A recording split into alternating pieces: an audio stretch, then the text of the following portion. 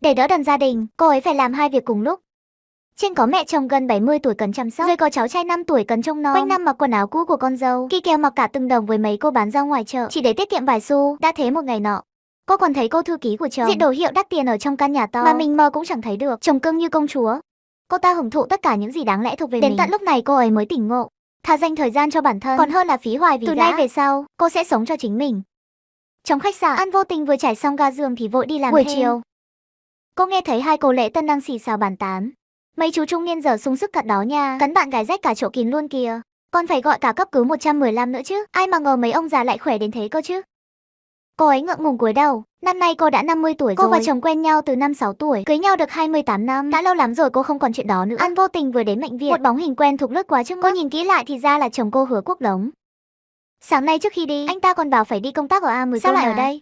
Bạn gái tôi giờ sao rồi? Chúng tôi có hơi quá khích, không biết có làm cô ấy bị thương không? Chỉ nghe đến đây, An vô tình đứng đơ người, không thể tin vào tai mình. Thưa anh, tình hình hiện tại không có gì đáng ngại, nhưng lần sau anh nên cẩn thận hơn, cứ thế này sẽ ảnh hưởng đến sức khỏe của phụ nữ đấy. Tôi đảm bảo sẽ không có lần sau đâu. Ngay sau đó, một cô gái trẻ tầm 30 tuổi từ trong phòng khám chạy ra, khóc lóc thảm thiết. Cô ta mặc toàn đồ hiệu đắt tiền, chỉ riêng cái túi xách trên tay thôi đã mời mấy vạn tệ rồi. Cô ta lao ngay vào lòng Hứa Quốc Đống, khóc như mưa. Đồng ca, tại anh cứ thích làm trò kích thích, làm em xém chút nữa thì đi tong rồi. Lúc này An vô tình mới hoàn hồn. Cô bàng hoàng nhận ra người đàn ông chồng không ai khác chính là Đồng Giai Giai, cô thư ký của anh ta. Cơn giận bốc lên ngùn ngụt trong lòng An vô tình. Cô ngẫm lại, nửa đời người mình đã sống chẳng khác nào một trò cười. Cha mẹ mất sớm, cô dồn hết tình yêu thương cho người đàn ông này, nhưng cuối cùng cô nhận lại được gì? Cô lạnh lùng nhìn đôi gian phu dâm phụ đang tỉnh tứ ở phía xa, hận không thể xé xác cả hai. Ngay lập tức bỗng một cậu bé tầm 10 tuổi chạy vội đến chỗ họ gọi. Ba ơi, mẹ ơi, bạn con nghe nói nhà mình chuyển đến biệt thự rồi, nên muốn đến tham quan. Con muốn xem gà ra xe của mẹ nữa được không ạ? Có gì đâu mà không được, biệt thự là bà tặng cho con mà. Con muốn mời ai đến chơi cũng được hết, đúng không ba Đống? Hứa Quốc Đống cười hiền, nhấc bổng cậu bé lên. Ai đưa con đến đây vậy? Dạ bà nội ạ. Tại bà đi chậm quá nên con chạy trước. An vô tình nhìn theo hướng tay của cháu, thấy mẹ chồng đang vẫy tay với họ. Cô không thể tin vào những gì mình đang thấy. Thì ra mẹ chồng đã biết chuyện chồng mình ngoại tình từ lâu. Tuy An vô tình không có học thức cao, nhưng những năm tháng lăn lộn ngoài đời cũng giúp cô hiểu biết nhiều điều. Thời đại internet phát triển, chồng ngoại tình không còn là điều hiếm thấy. Những vụ vợ chồng mấy chục năm trời tranh chấp tài sản sau ly hôn cũng đầy rẫy trên mạng. Cô tự nhủ rằng càng vào lúc này càng không được nóng vội, càng không được làm lớn chuyện. Nghĩ đến đây An vô tình run rẩy lấy điện thoại ra, mở chế độ quay phim. Cô quay lại cảnh cả gia đình Hứa Quốc Đống đang vui vẻ hạnh phúc bên nhau, để dùng khi cần thiết. Đến giờ rồi, Hồng Trác dẫn cô lên thang máy đi thẳng đến phòng VIP. Chiều nay phải chăm sóc bệnh nhân. Đây là cô An mà mẹ đã nói với con đó. Trước đây cô ấy chăm sóc cho dì Lương, thấy cô ấy tính tình tốt lại nhanh nhẹn, nên mẹ đã kéo cô ấy về đây. May mà có cô ấy bầu bạn với mẹ buổi trưa, chứ không thì mẹ chẳng biết nói chuyện với ai cả. Mẹ à, con còn có cuộc họp, chắc mấy hôm nữa con về. Mẹ ráng thêm chút nữa nha. Chưa đợi Hoắc lão phu nhân nói xong, đầu dây bên kia đã tắt máy. Thằng con trai này của tôi cái gì cũng tốt, vừa thành đạt, lại đẹp trai nữa, chỉ có điều tính nó hơi cố chấp bảo thủ. Mẹ sắp súng lỗ đến nơi rồi, mà nó vẫn chưa chịu cưới vợ. Đến lúc mẹ nhắm mắt xuôi tay cũng không còn mặt mũi nào nhìn tổ tiên. An vô tình im lặng lắng nghe, hai tay xoa bóp chân cho Hắc lão thái. Nếu con trai tôi mà cưới được người vợ như cô, thì tôi mãn nguyện lắm rồi. Vô tình à, chồng cô đúng là có phước đó. Nghe đến đây An vô tình cảm thấy chua xót trong lòng. Cô cố gắng kìm nén để không rơi nước mắt. Lão phu nhân nói đùa rồi. Người như tôi thì có gì tốt chứ, chỉ là một bà nội trợ vô dụng thôi mà. Đàn ông chỉ biết nghĩ bằng nửa thân dưới thôi. Họ thích mê mấy cô gái trẻ trung, chứ ai thèm quan tâm đến người như tôi đâu. Huống hồ con trai của bà ưu tú như vậy, chắc chắn không thiếu những người như vậy vây quanh. Bà đừng lo lắng nữa, cứ dưỡng bệnh cho khỏe đi. Với tinh thần này của bà, sống đến 100 tuổi là chuyện nhỏ. Vô tình nói thật cho tôi biết đi, có phải cô cãi nhau với chồng không? Nghe Hoắc lão phu nhân hỏi vậy, những cảm xúc dồn nén bấy lâu nay của An vô tình như tìm được chỗ trút. Cô kể hết mọi chuyện. Đồ không biết xấu hổ tôi thấy mà phát tởm. Vô tình đừng sợ, tôi sẽ bảo luật sư của công ty con trai tôi liên lạc với cô. Tuyệt đối không thể để gã Sở Khanh đó thoát tội. Đúng lúc này điện thoại của An vô tình reo liên tục. Trong nhóm gia đình yêu thương, con trai và con dâu cô liên tục tắc tên cô. Tối nay con muốn ăn thịt kho tàu và tôm rim. Mẹ nhớ đi chợ mua nha, con đang đi làm đẹp, không đón ra bảo được đâu. Lúc nào mẹ về thì lấy hộ con đồ nha, nhiều đồ quá con xách không nổi. Cảm ơn mẹ nhiều, thuốc huyết áp và thuốc tim của mẹ cũng hết rồi. Con nhớ mua liền cho mẹ nha, lỡ mẹ lên cơn đau tim, mẹ không biết ai chịu trách nhiệm đâu đó. An vô tình liếc nhìn tin nhắn, ban đầu cô không muốn trả lời, ba người kia lại càng làm tới, liên tục hối thúc cô trả lời. Tối nay con có việc bận, mọi người tự lo đi. Vài giây sau, Hứa Quốc Đống gọi điện thoại đến. Này vô tình, cô làm cái gì vậy? Có chút chuyện nhỏ trong nhóm cũng làm không xong. Tôi nuôi cô để làm gì? Mẹ tôi bảo cô suốt ngày không ở nhà, đi la cả đêm. Cô không muốn sống nữa hả? Ly hôn đi, cô đừng sợ. Cô câm rồi hả? Đến nói cũng không nói được à? An vô tình vừa nghĩ cảnh Hứa Quốc Đống và Đồng Giai Giai ở bên nhau, cô đã cảm thấy ghê tởm. Cô thậm chí còn không muốn cãi nhau với anh ta nữa. Hứa Quốc Đống, chúng ta ly hôn đi. An vô tình cô điên rồi hả? Không lẽ cô thật sự có người bên ngoài? Vô tình à? Thì ra những năm qua tôi đối tốt với cô quá nên rồi. Nên cô mới đựng nước làm tới như vậy. Được là muốn ly hôn đúng không? Vậy thì cô tay trắng ra khỏi nhà, cút khỏi cái nhà này, chẳng lấy được một xu nào. Tối nay tôi sẽ về nhà ăn cơm. Cô tốt nhất nên chuẩn bị ngay đi. Nếu mà chậm một phút thôi thì cô biết tay tôi. Sau khi cúp máy, An vô tình cảm thấy như mình vừa bị ai đó rút hết sức lực, hai tay ôm đầu khóc không thành tiếng. Cô đỡ tôi xuống lầu đi dạo đi. Nằm trên giường lâu quá người tôi cứng đờ hết cả rồi. Một tiếng sau, một người đàn ông đến trước mặt An vô tình và Hoắc lão phu nhân. Lão phu nhân, đây là tài liệu mà bà cần. Anh về trước đi. Hẹn sau tôi liên lạc lại với anh. Vô tình, đây là tất cả thông tin về Hứa Quốc Đống chồng cô, bao gồm tình hình tài chính công ty, dòng tiền. Nếu cô xem hết tất cả thì sẽ không còn đường lui nữa đâu. Cô vẫn muốn xem chứ? Cô yên tâm đi, tôi sẽ không quay đầu đâu. Vậy đây sẽ là cơ sở để cô ly hôn. An vô tình mở tài liệu ra đọc từng dòng một. Cảm thấy sống lưng lạnh tát tay run rẩy không ngừng. Hóa ra 12 năm trước, Hứa Quốc Đống đã cấu kết với Đồng Giai Giai, nói là công ty sắp phá sản, thực chất là chuyển nhượng tài sản. Vô tình à, muốn khóc thì cứ khóc đi, không có gì phải xấu hổ cả. Để đỡ đòn gia đình, bà ấy không ngại làm hai việc cùng lúc. Dù đã ngoài 50, bà vẫn thường xuyên mặc lại quần áo cũ của con dâu. Đã thế một ngày nọ, bà con thấy cô thư ký của chồng diện đồ hiệu đắt tiền, hưởng thụ tất cả những gì đáng lẽ thuộc về bà. Người vợ bị cắm sừng cuối cùng cũng tỉnh ngộ, thà dành thời gian cho bản thân còn hơn phí hoài vì gã đàn ông. Về sau, bà sẽ sống cho chính mình. Tiếp nối tập trước, sau khi nhận được thông tin về chồng từ bà, An vô tình đã khóc rất nhiều. Sau đó bà lấy hết can đảm bước vào một cửa hàng đồ hiệu, quẹt sạch thẻ tín dụng mà chồng đưa cho ra khỏi cửa hàng. Bà rẽ ngay vào một quán ăn uống ngon lành. Điện thoại của Hứa Quốc Đống gọi đến liên tục, nhưng bà đều tắt máy. Ăn no nê xong bà mới từ từ về nhà. Vừa đến cổng bà đã nghe thấy tiếng mẹ chồng Lý Quế Liên. Quốc Đống, cái An vô tình này quá đáng lắm rồi. Nếu con không quản lý nó, cái nhà này sớm muộn gì cũng bị nó phá tan. Đúng đó ba, suốt ngày có thấy mặt mũi đâu, khiến Mỹ Giao chỉ biết gọi đồ ăn ngoài. Mấy thứ đó ăn được chắc vừa dầu mỡ, vừa không tốt cho sức khỏe. Gia Bảo còn nhỏ, lỡ ảnh hưởng đến sự phát triển thì sao? Con nữa bảo đi đón Gia Bảo, khiến con không đi làm đẹp được. Con phải xách bao nhiêu là đồ về. Nhìn tay con đỏ hết cả lên này. Đáng lẽ mấy việc này là của bà ta chứ. Con à, nếu con không dạy dỗ nó đàng hoàng, mẹ không ngại ra tay đâu đấy. Dù sao mẹ cũng trướng mắt nó lâu rồi, suốt ngày có mỗi việc cũng làm không xong. Nhà họ Hứa chúng ta không nuôi người ăn không ngồi rồi. An vô tình cười khẽ một tiếng rồi mở cửa, thấy mọi người đang trừng mắt nhìn mình. An vô tình, cô xem mấy giờ rồi hả? Cô còn biết đường về cơ đấy. Con dâu Lục Mỹ giao tiền đến chỗ An vô tình, định giật lấy túi đồ trên tay bà. Ái cha, cái này mẹ mua cho con hả? Con biết mẹ thương con nhất mà. Đây là tôi tự mua cho mình. Mẹ biết cái váy này bao nhiêu tiền không? Một bà nội trợ như mẹ diện cho ai ngắm chứ. Hơn nữa cái hãng này toàn đồ cho giới trẻ thôi. Ai đời 50 tuổi còn mặc váy kiểu này, chẳng sợ người ta cười cho thổi mũi. An vô tình chẳng buồn đôi co với họ nữa, từ từ tiến đến ghế sofa rồi ngồi xuống. Đằng nào mọi người cũng đông đủ cả. Tôi xin tuyên bố một chuyện, tôi muốn ly hôn với Hứa Quốc Đống. Trong phút chốc cả căn phòng im phăng phắc. Mọi người nhìn nhau như thể vừa nghe được chuyện nực cười nhất trên đời. Mẹ nói đùa gì vậy? Mẹ bảo mẹ muốn ly hôn với ba à? Mẹ ăn của ba, uống của ba, dùng của ba, giờ mà bỏ đi, mẹ sống bằng gì? Đã 50 tuổi đầu rồi. Con bày đặt giận dỗi như bọn trẻ, không ai trách cô đâu. Cô đừng có làm quá lên thế. Cô tưởng chồng cô bỏ cô thì sống không nổi chắc. Chỉ có loại đàn bà vô tích sự như cô mới thế thôi. Đến lúc đó lại khóc lóc xin chúng tôi rước về đấy. Ra ngoài hù hí còn bày đặt lên tôi không thèm chấp bà. Đừng có được voi đòi tiên đẩy nhé. An vô tình, bà làm nội trợ gần 30 năm trời rồi. Bỏ tôi ra thì bà sống kiểu làm gì? Đủ chưa? Mau mau đi dọn dẹp đi. An vô tình đặt sấp tài liệu bà học đưa lên bàn. Hứa Quốc Đống, ông ngoại tình với Đồng Giai Giai, con có đứa con riêng 12 tuổi. Không những thế, ông còn dùng đủ mọi thủ đoạn để chuyển hết tài sản chung của hai vợ chồng. Tôi khuyên ông nên ngoan ngoãn đồng ý đi. Nếu không với những chứng cứ này, tôi dư sức khiến ông thân bại danh liệt. Này, tình cơ ngôi nhà họ Hứa cũng do một tay tôi gầy dựng, nên tôi chỉ lấy một nửa thôi. Nếu ông còn dây dưa, tôi sẽ nhờ luật sư của tôi nói chuyện với ông. Lần này thì Hứa Quốc Đống không thể bình tĩnh được nữa. Ông ta cầm lấy tài liệu, lật từng trang, cảm thấy tóc gáy dựng hết cả lên. Cô dám điều tra tôi? Mẹ đừng có cố chấp như vậy mà. Cô ấy có con với ba, nhưng cũng không ảnh hưởng đến vị trí của mẹ trong nhà đâu. Mẹ cứ nhắm mắt cho qua là được rồi. Sao phải làm căng thẳng như vậy? Cô ấy, ha ha. Hóa ra mọi người đều biết Hứa Quốc Đống ngoại tình. Chỉ mỗi mình tôi là không hay biết suốt 12 năm qua. Cô cũng lớn tuổi rồi, chuyện bé xé ra to làm gì cho mệt. Thời buổi này đàn ông ai chẳng trong nhà cờ không đủ, ngoài ngõ phát cờ bay. An vô tình, tôi thấy cô chỉ là đồ tham lam, nên mới vin vào cớ này để đòi chia gia tài thôi. Ly hôn thì được thôi, nhưng cô đừng hòng lấy được một xu nào. Bà làm ầm ĩ lên cũng chỉ vì tiền thôi chứ gì. Tôi đồng ý mỗi tháng sẽ cho bà thêm 20.000, đủ để bà chi tiêu thoải mái. Sau này tôi sẽ cố gắng về nhà thường xuyên hơn. Nhưng bà đừng cấm tôi qua lại với Giai Giai. Con bé còn nhỏ, không thể thiếu tình thương của ba được. Chắc bà cũng hiểu mà. An vô tình phát đoạn video đã quay sẵn cho mọi người cùng xem. Lục Mỹ Giang ngại ngùng liếc nhìn Hứa Quốc Đống. Không ngờ ông bố chồng này thường nghiêm túc lại chơi bạo đến vậy. Khởi Quốc Đống tức giận vươn tay giật lấy điện thoại. An vô tình nhanh chóng né được. Đừng tưởng xóa video là xong chuyện, tôi đã lưu lại hết rồi. Nếu ông không làm theo ý tôi sẽ tung lên mạng, xem thiên hạ bàn tán gì về đôi gian phu dâm phụ này. Thảo nào bà chuẩn bị kỹ càng đến vậy, hóa ra là muốn dùng cái này để uy hiếp tôi. An vô tình, bà đừng có mơ dù có ly hôn, Bà cũng đừng hòng lấy được một xu nào. Tiền của nhà họ Hứa chúng tôi, sao lại phải chia cho người ngoài như cô? Chúng tôi cho cô ăn sung mặc sướng bao nhiêu năm nay rồi. Cô có đóng góp gì cho cái nhà này đâu. Đừng tưởng không có cô thì nhà này tan nát. Tôi chỉ mong Giai Giai về làm con dâu thôi. Bà chỉ là một bà nội trợ mấy chục năm nay có đi làm ngày nào đâu. Ly dị rồi bà tính sao? Vừa già vừa không có học thức. Ai mà thuê bà, đến lúc hối hận muốn quay về thì đừng hỏng có chỗ. An vô tình nghe con trai nói vậy cổ họng nghẹn ứ. Bà nhìn quanh rồi nhìn thẳng vào mắt Hứa Quốc Đống. Đừng quên ngày xưa mẹ ông không cho ông học đại học. Chính tôi đã làm ngày làm đêm để nuôi ông ăn học đấy.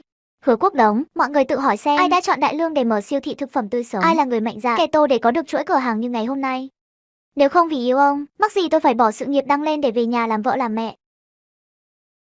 Tôi chăm sóc cả nhà ông 28 năm trời, để rồi giờ ông bảo tôi vô dụng. Nói thẳng ra nhé, không có An vô tình tôi thì làm gì có cái nhà họ Hứa này. Tôi chỉ lấy một nửa gia sản là còn nhẹ đấy. Nếu ông không đồng ý thì mình ra tòa giải quyết. Tôi có thừa thời gian để hầu ông. Nói xong An vô tình về phòng thu dọn đồ đạc. Đang đi ra thì bị Hứa Quốc Đống túm lại. Bà làm đủ chưa hả? Bà còn làm tới nữa là tôi nổi điên đấy. Tôi phải nói thế nào bà mới chịu hiểu đây? Tôi không hề muốn ly hôn với bà. Tôi chỉ là san sẻ một phần tình cảm cho Giai Giai và con trai thôi. Có thế thôi mà. Hứa Quốc Đống tôi bảo ông buông tay. Ông ta sầm mặt kéo bà vào nhà. Đúng lúc đó có tiếng gõ cửa dồn dập. Thím An, bà cụ lo cho thím nên bảo cháu qua xem. Chào ông Hứa, tôi là luật sư của thím An. Mọi vấn đề liên quan đến ly hôn xin liên hệ với tôi. Đây là đơn ly hôn tôi đã soạn sẵn. Nếu không có ý kiến gì xin ông ký vào. Vì chuyện ông ngoại tình với cô đồng, chúng tôi đã thu thập được rất nhiều bằng chứng xác thực. Nếu phải ra tòa, chắc chắn ông cũng không được lợi lộc gì đâu. Thậm chí còn bị người đời chê cười. Tôi khuyên ông nên suy nghĩ kỹ. Anh là ai mà dám xen vào chuyện nhà chúng tôi? Mẹ tôi đâu dám ly hôn với ba tôi. Chắc chắn là do anh xúi giục. Chẳng lẽ anh là trai bao của bà ấy? Nghe đến đây An vô tình tức đến run người. Bà giơ tay tát thẳng vào mặt Hứa Nghĩa Thần một cái thật mạnh. Câm miệng. Từ nay về sau, tôi không còn đứa con trai không biết phải trái như cậu. Tôi muốn đoạn tuyệt với nhà họ Hứa các người. Cô U50 cãi nhau đòi ly dị với chồng. Anh ở đâu đến? Con trai cũng khuyên can bằng lời lẽ cay đắng. Tức mình cô tìm đến căn nhà cô đã mua từ lâu. Anh ngờ lại thấy bóng dáng quen thuộc đang ngồi khóc thút thít trên chiếc ghế nhà mình. Nguyệt Như, vô tình. Thật là cậu, sao cuối cùng cậu cũng về rồi? Vương Nguyệt Như chẳng nói chẳng rằng ôm chầm lấy cô, khóc nức nở. Tôi bị thằng con bất hiếu với con dâu đuổi ra khỏi nhà rồi. Chẳng biết đi đâu cả. Định đến nhà cậu tá túc một đêm. Nguyệt Như cậu đừng vội từ từ kể tớ nghe xem. Nào cậu nhìn tớ xen ra khù đấy. Thế này rồi mà còn phải chịu cảnh con chó bất hiếu nữa. Chuyện là từ 1 năm trước. Cô của tớ vốn không được tốt. Bác sĩ bảo tớ rảnh thì đi nhảy nhót ở quảng trường cho khỏe người. Thế là tớ quen lão Giang ông ấy quá vợ lâu rồi. Ai dè chuyện này bị con dâu tớ biết được. Ai dè chuyện này bị con dâu tớ biết được. Tớ không biết xấu hổ trước mặt cả xóm giềng. Tớ tức quá nhập viện luôn. Con trai với con dâu nhất quyết không đến thăm tớ. Nếu không có lão Giang chạy ngược chạy xuôi chăm sóc, chắc tớ chẳng dễ dàng thoát khỏi cửa tử đâu. Nguyệt Như sao cậu không nói với tớ những chuyện này? Tớ có thể qua chăm sóc cậu mà. Hoàn cảnh nhà cậu tớ cũng hiểu rõ. Trên có bà mẹ chồng thích gây sự, dưới có thằng cháu đích tôn 5 tuổi. Hứa Quốc Đống thì chẳng bao giờ để ý đến. Việc gì cũng đến tay cậu hết. Nếu tớ nói với cậu, thì chẳng phải là gây thêm phiền phức cho cậu sao? Chúng ta đều già cả rồi, ai cũng có nỗi khổ riêng. Nghe những lời này An vô tình cảm thấy rất khó chịu. Nguyệt Như tớ muốn ly dị với Hứa Quốc Đống. Anh ta không chỉ ngoại tình 12 năm mà còn có cả con riêng nữa. Chúng ta sống được nửa đời người rồi. Đừng vì mấy cái khuôn phép vớ vẩn mà trói buộc bản thân. Nếu con cái bất hiếu thì cứ coi như chưa từng sinh ra chúng là xong. Chỉ cần chúng ta có tiền trong tay thì lo gì. Không được hưởng tuổi già an nhàn chứ. Cậu với lão Giang Tân đầu ý hợp thì việc gì phải để ý người ngoài nói ra nói vào. Điều chúng ta cần nắm giữ là hạnh phúc trước mắt. Cậu hiểu không? Cậu nói đúng dù cuộc sống có tồi tệ đến đâu. Chúng ta cũng phải hướng về phía trước. Tuyệt đối không thể vì vài ba câu nói của người ngoài mà dao động. Yêu thương bản thân mình không bao giờ là muộn cả. Cứ thế hai người bạn già nằm tâm sự trong chăn rất lâu. Nhớ lại những chuyện đã xảy ra trước đây. Một ngày nọ hai người bị tiếng gõ cửa làm tỉnh giấc. An vô tình mở cửa. Sững sờ khi thấy Hứa Quốc Đồng dẫn theo Đồng Giai Giai trước mặt mình. Đồ đê tiện, cô bỏ nhà ra đi rồi đến cái chỗ quỷ quái này để ở đấy. Cô nhìn xem bé tí tẹo thế này mà cũng gọi là chỗ ở được. Còn chẳng to bằng phòng cho người giúp việc nhà tôi nữa. Vừa nói xong sắc mặt của Hứa Quốc Đống liền thay đổi. Nơi này từng là tổ ấm do chính tay anh ta xây dựng cho An vô tình. Dù sao tôi cũng đã sinh cho Quốc Đống 2 con trai. Đấy là sự thật không thể chối cãi. Sớm muộn gì thì tài sản cũng có phần của con tôi. Cô việc gì phải tính toán chi ly như thế. Nói xong chưa cút ra ngoài. Tôi biết chuyện này là đả kích lớn đối với cô. Nhưng những gì tôi đã hứa với cô, tôi đều sẽ thực hiện. Chỉ cần cô không náo loạn thì chúng ta vẫn là một gia đình. Cô làm cái trò gì thế hả? Nhà tôi đã thành cái nồi lẩu thập cẩm rồi. Tôi không muốn ở lại đó một giây nào nữa. Vậy nên anh tìm tôi về chỉ để giải quyết việc nhà thôi à? Hứa Quốc Đống, rốt cuộc ai đã cho anh sự tự tin để chắc chắn rằng tôi sẽ không ly hôn? Tôi đã nói rõ quan điểm của mình rồi, và cũng nói rõ những gì tôi muốn rồi. Nếu anh còn là đàn ông thì mau chóng ký vào đơn đi. Đừng có dắt bồ nhí lượn lời trước mặt tôi nữa. Sự nhẫn nại của tôi có giới hạn đấy. Dồn tôi vào đường cùng thì cả hai ta đều chẳng yên đâu. Vương Nguyệt Như đánh giá Đồng Giai Giai một lượt, không khỏi bật cười. Hứa Quốc Đống, tôi cứ tưởng bồ của anh là tiên nga dáng trần cơ đấy. Hóa ra cũng chỉ có thế này thôi à? Nếu tôi trẻ hơn 20 tuổi thì tôi ăn đứt cậu ta cả 10 con phổi chứ. Cô là ai vậy? Nhà của chúng tôi khi nào thì đến lượt người ngoài? Như bà lên tiếng vậy, cút cút khỏi đây mau. Vô tình tối nay chúng ta ăn gì đây? Hay là làm gà đi? Dù sao cũng có mất tiền đâu. Ai ăn mà chẳng được. Đằng nào xuống nồi rồi trả cùng một vị. Vương Nguyệt Như liếc xéo Đồng Giai Giai rồi bước ra khỏi cửa. Hứa Quốc Đống cau mày, nếu bị hàng xóm cô biết được, nhất định sẽ bị người ta cười vào mặt cho. Hạ giọng, định nắm lấy tay An Vô Tình, về nhà với anh đi, đừng chạm vào tôi thấy bẩn. Hứa Quốc Đống giờ mỗi khi nhìn thấy cái mặt anh, là tôi lại tự nhắc nhở mình đã từng ngu ngốc đến mức nào. Con tin vào mấy lời ma quỷ của đàn ông, cất cái vẻ đạo đức giả của anh đi. Dù anh nói gì hay làm gì tôi cũng sẽ không đi theo anh đâu. Nếu hai người còn không mau biến đi tôi sẽ báo cảnh sát đấy. Em Vô Tình đừng có mà không biết điều đấy nhé. Chồng cô này tình cô nên mới hạ mình đến đây năn nỉ cô đấy. Cô đừng có mà được voi đòi tiên, đừng có mà không biết điều đấy nhé. Anh định làm gì tôi nào? Dù anh có giở trò gì tôi cũng chấp hết. Tôi mà sợ anh thì tôi không phải là An Vô Tình nữa. Đột nhiên hành lang vang lên tiếng bước chân xào xạc. Nguyệt Như, chuyện đó có thật không? Hứa Quốc Đống lại là loại người vong ơn bội nghĩa như vậy sao? Con già được chắc anh ta còn nghênh ngang dẫn cả bồ nhí đến tận cửa cơ đấy. Chúng ta có nên thay Vô Tình hả giận không? Đúng vậy, không thể chiều loại đàn ông tồi tệ này được, phải cho anh ta một bài học. An Vô Tình vội vàng đóng cửa lại, nhốt Hứa Quốc Đống và Đồng Dai Dai ở bên ngoài. Giây tiếp theo hơn 10 bà cô trung niên tay cầm chổi xông lên. Hứa Quốc Đống, cái đồ đàn ông thối tha vô liêm sỉ, giàu sang rồi là quên hết tình nghĩa với Vô Tình. Ngày xưa cô ấy đối xử với anh thế nào hả? Hứa Quốc Đống định phản kháng nhưng người ta đông thế cơ mà. Anh ta đành phải kéo tay Đồng Dai Dai chạy trốn chết. Hứa Quốc Đống vô tình không chấp anh. Nhưng chúng tôi thì khác đấy, gặp hai người một lần là đánh cho một trận.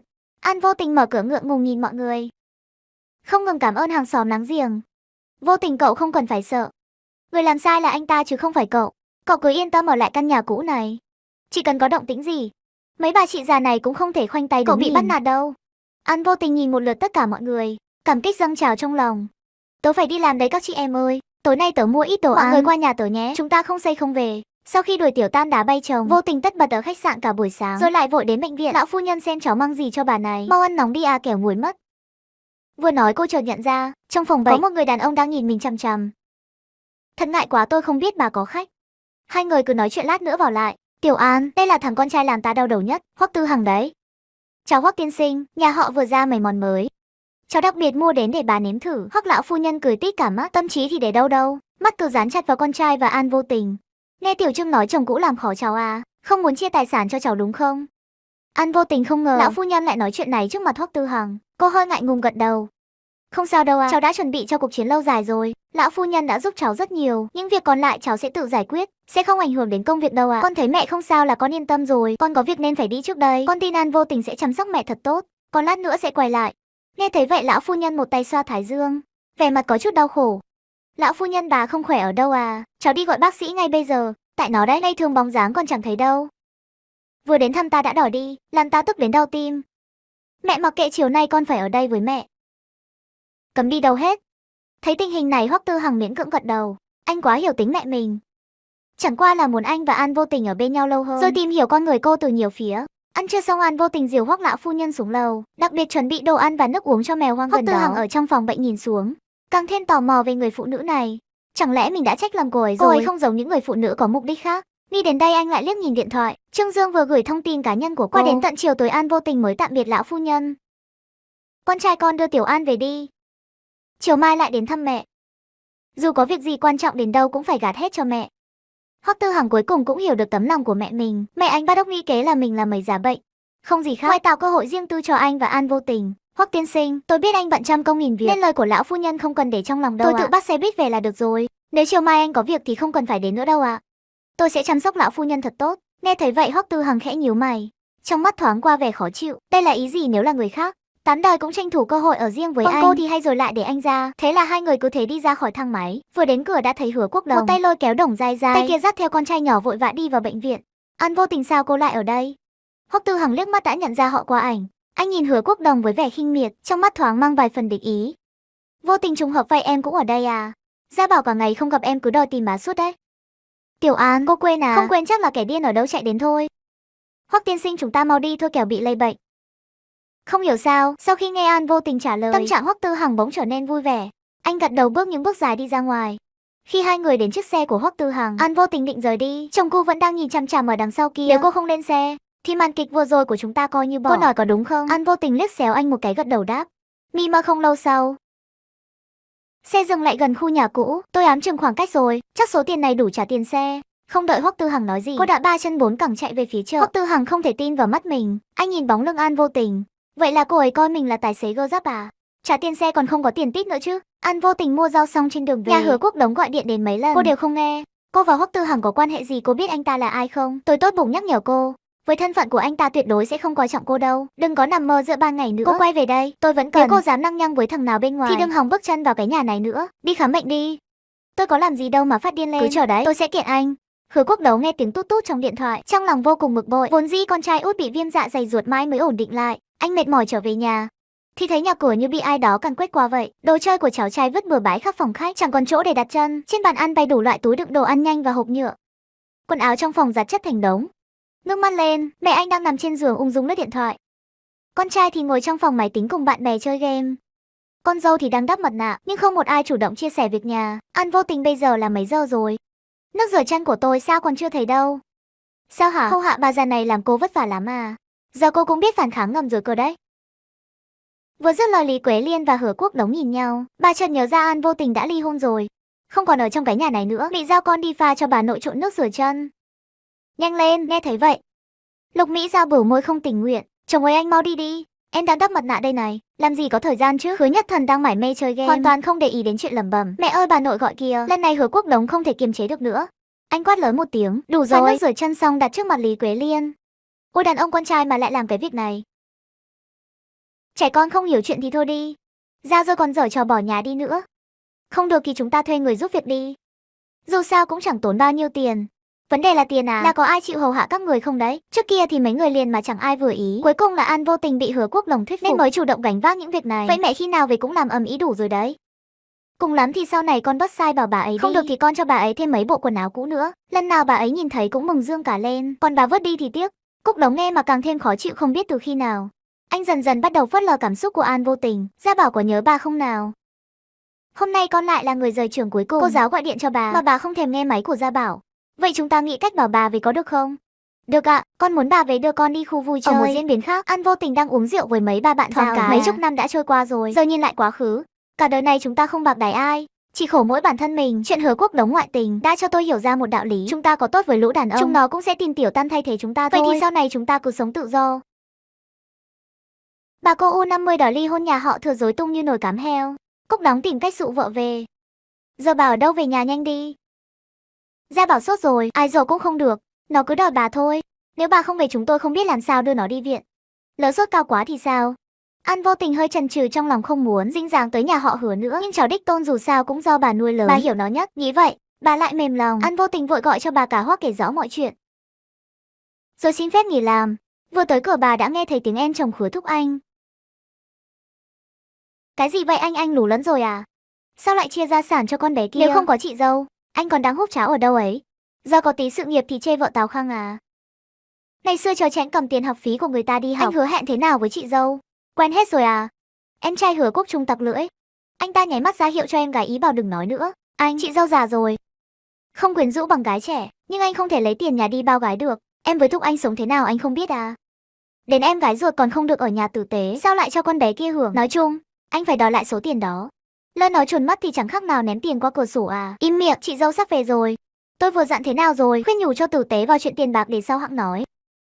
Hư nếu là tôi chẳng thèm ở cái nhà này một ngày. Ông ra ngoài mèo mà gà đồng thì thôi đi còn làm ầm ĩ lên. Sao lại mong người ta quay về nhà? Mình có ngai vàng để thừa kế chắc cần gì. Phải có tam thê tứ thiếp. Bích Thần không phải con ông à? Chuyện vớ vẩn này đừng có lôi tôi vào nữa. Tôi đồng ý để chị dâu ly dị với ông. Cô ta bực bội bỏ đi. Vừa mở cửa thì đụng ngay An vô tình. Chị dâu Mỹ Giao gọi điện nói Gia Bảo ốm. Em đến xem sao? Vừa dứt lời cháu trai chạy ra ôm chồng lấy bà. Bà ơi mấy hôm nay bà đi đâu vậy? Sao bà không đến đón cháu ở trường? Mẹ bảo bà sắp ly dị với ông rồi à? Thật không bà? An vô tình lúc này mới biết cháu mình không hề bệnh. Quốc Đống lại dùng chiêu này để ép bà quay về.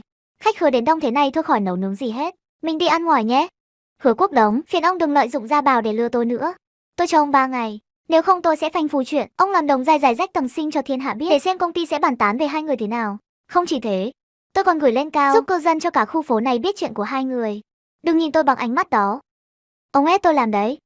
Tôi vĩnh viễn không tha thứ cho ông. Lần này mặc kệ cháu gọi. An vô tình không hề ngoảnh đầu lại. Sự kiên nhẫn của bà đã cạn kiệt từ cái ngày Quốc Đống ngoại tình. An vô tình bà điên rồi à? Bỏ mặc cả nhà không ai quan tâm. Ba con ra dáng mẹ dáng bà nội không. 50 tuổi rồi, làm nạn đủ chưa? Nếu bà làm thế này để gây sự chú ý của tôi thì bà thành công rồi đấy. Tôi hứa sau này sẽ để giày dép của mình ở nhà nhiều hơn. Thế vẫn chưa đủ à? Tôi không biết bà quen Hoắc Tư Hằng thế nào. Nhưng bà đừng ngây thơ nghĩ anh ta sẽ chống lưng cho bà. Anh ta bỏ bao nhiêu em trẻ đẹp ngoài kia đi. Thích bà đồ gái già An vô tình tỉnh lại đi. Đừng cố chấp nữa. Ngay giây sau một tiếng bước vang lên, An vô tình tát thẳng vào mặt Quốc Đống. Hứa Quốc Đống, người cần tỉnh là ông chứ không phải tôi. Ái chà, bây giờ bà ghê gớm nhỉ, dám đánh cả chồng rồi đấy. Tôi coi như bà đang không vui, không chấp nhận với bà. Lát về nhà coi như không có gì xảy ra. Tiếp đãi mọi người cho tốt, đừng có làm trò gì nữa. Dù An vô tình khỏe đến đâu, nam nữ vẫn có khác biệt. Bà vẫn bị Quốc Đống khống chế, bị kéo từng bước vào trong. Hứa Quốc Đống, ông không buông ra. Tôi báo cảnh sát đấy. Tôi ôm vợ mình thì sao?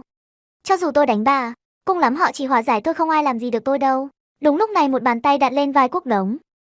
Vậy ra Hứa tiên sinh còn muốn bạo hành gia đình. Hoắc tiên sinh, đây là chuyện nhà tôi, anh không định nhúng tay vào đấy chứ? Hứa tiên sinh đúng là hay quên nhỉ. Ông ngoại tình với cấp dưới khiến cô ta rách tầng sinh môn. Có cần tôi tuyên dương lên không? Chắc nhiều người tò mò, không biết người đàn ông 50 tuổi làm thế nào đấy. Lúc đó họ có thể đến xin ông chỉ giáo. Quốc Đống chột dạ nhìn xung quanh. Hoắc tiên sinh, anh muốn gì làm vậy, có lợi gì cho anh? Ông vừa nói tôi không chống lưng cho Tiểu An đúng không? Nghe nói gần đây ông đang muốn hợp tác với lão Tư. Chỉ cần tôi nói một câu ông sẽ bị loại ngay. Hứa tiên sinh, ông là người thông minh chắc hiểu ý tôi chứ? Sau ly hôn Tiểu Đan đi tới mẹ tôi bảo tôi mang cho bà ít đồ.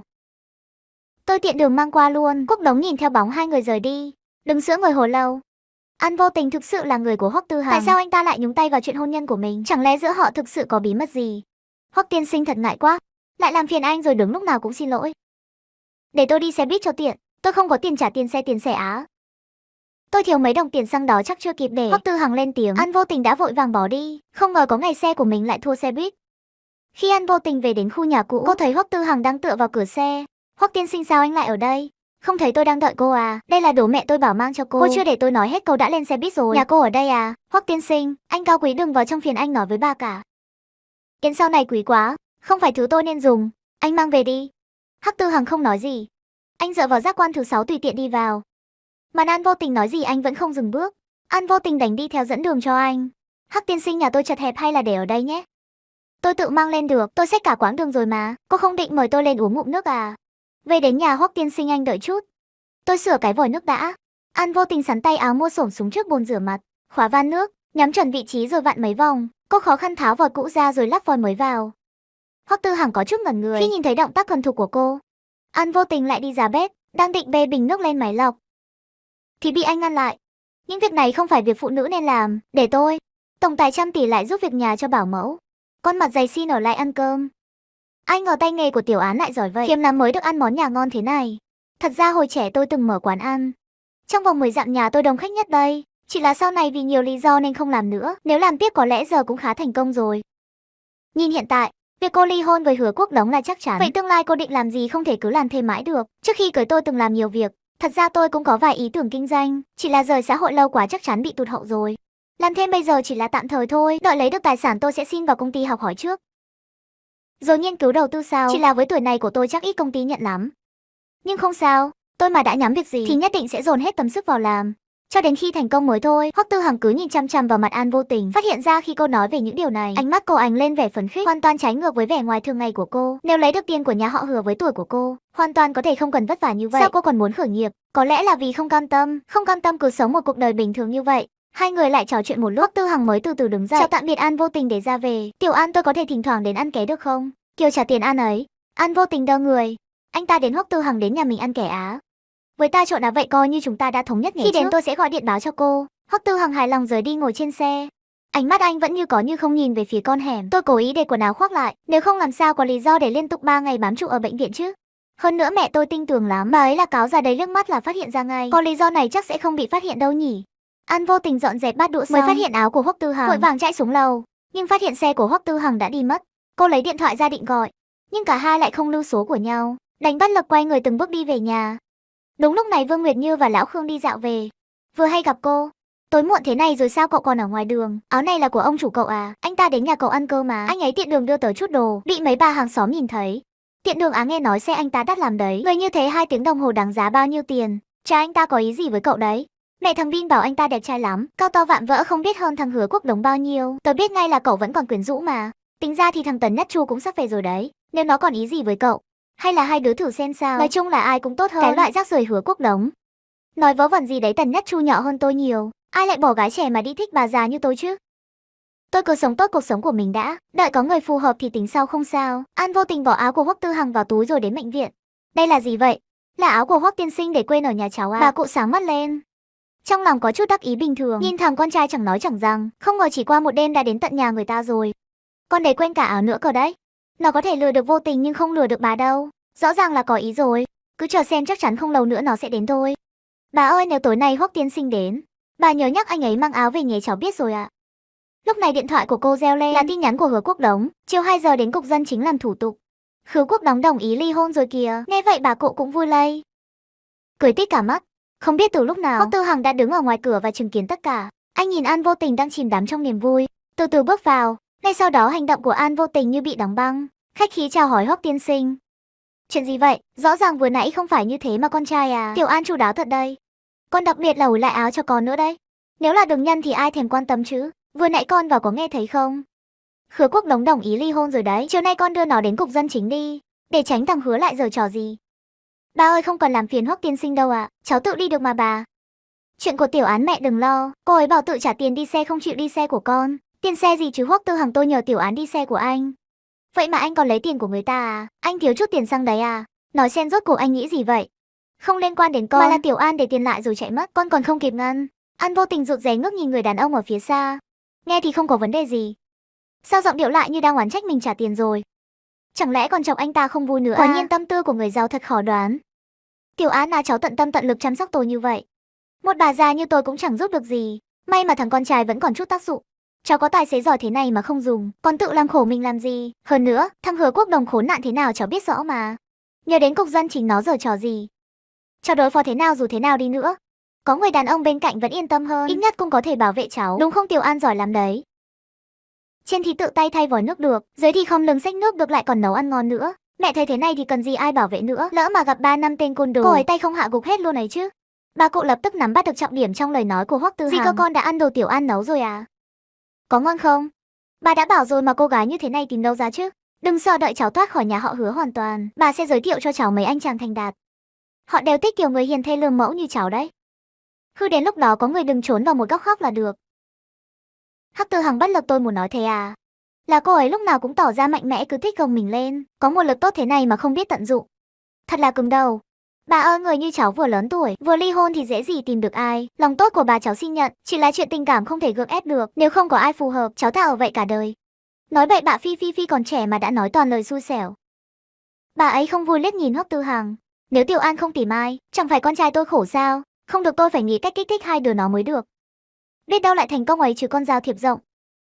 Điều kiện của Tiểu An con cũng biết rõ rồi, bình thường để ý giúp mẹ một chút, nếu nhà nào có anh chàng độc thân nào độ tuổi phù hợp thì nhờ nói với mẹ một tiếng, chỉ cần có mẹ kiểm duyệt. Mẹ không tin nó còn gặp phải loại người tồi tệ nào nữa. Mấy giờ chiều đến cục dân chính? Hẹn 2 giờ ạ. An Vô Tình đáp lời, thấy vẫn còn thời gian chuẩn bị dìu bà cụ xuống lầu đi dạo. Tiểu An, cháu ra ngoài cửa đợi ta một chút, ta có chuyện muốn nói với Tư Hằng. Con có ý gì? Ý gì à? Đừng có giả ngốc với mẹ.